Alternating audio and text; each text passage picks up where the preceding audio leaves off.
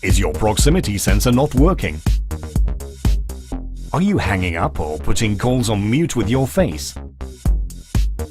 We found a way to fix that. Just follow these steps.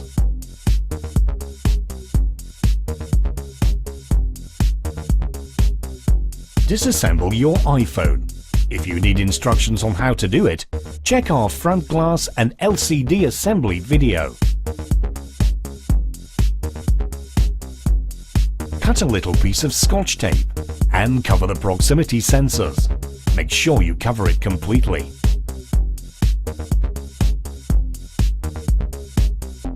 Use a Sharpie and paint all over the Scotch tape.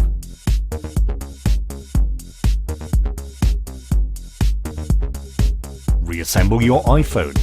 If you need instructions on how to do it, check our front glass and LCD assembly video.